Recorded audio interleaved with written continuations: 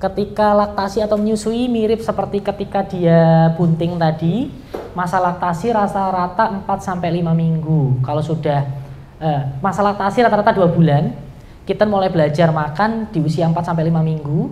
Kalau kitten sudah mulai belajar makan, induk siklus reproduksinya akan kembali normal. Jangan heran anak masih usia 1,5 bulan atau 2 bulan tiba-tiba dia bunting lagi. Jadi kalau memang tidak dikawinkan lagi, baiknya jauhkan dari pejantan. Laktasi atau menyusui selama masa pertumbuhan kitten terjadi evolusi pencernaan karena ketika dilahirkan belum berkembang dengan sempurna.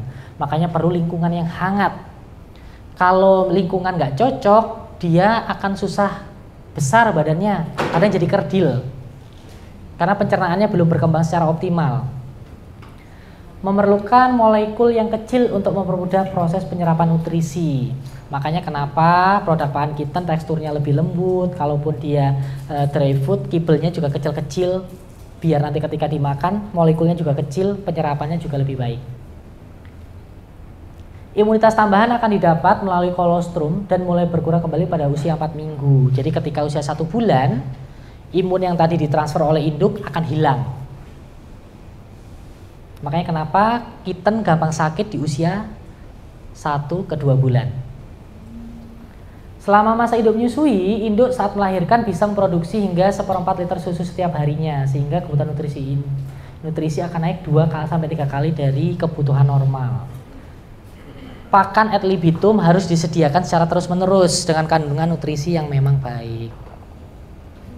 Gangguan atau penyakit feeding kitten syndrome tadi sempat disinggung karena golongan darah yang berbeda salah satu faktornya. Yang kedua bisa karena hipokalsemi, dehidrasi, neonatal isoerythrolysis dan infeksi. Hipotermi kedinginan karena dipeliharanya di ruangan ber-AC padahal dia perlunya ruangan yang hangat. Hipoglikemia, kekurangan glukosa, jadi susu yang diproduksi itu sedikit, anaknya banyak. Nutrisinya kurang atau perlu dipicu dengan adanya pemberian suplemen untuk meningkatkan produksi susu. Dehidrasi, kekurangan cairan, neonatal isoerythrolysis tadi udah dibahas, infeksi atau infeksi parasit. Paling sering itu chlamydia. Yang flu, bola mata mau pecah. Kalau pada kucing yang dewasa biasanya matanya kelihatan normal, dia cuma bersin-bersin atau flu. Tapi ternyata dia bawanya chlamydia. Pada anaknya mata juga akan menonjol gejalanya.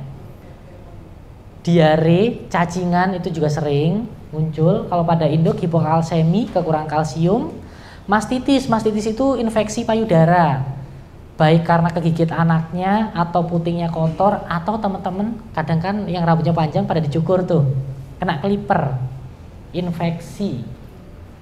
Endometritis atau piometra tadi sudah sempat disinggung sama produksi susu yang rendah.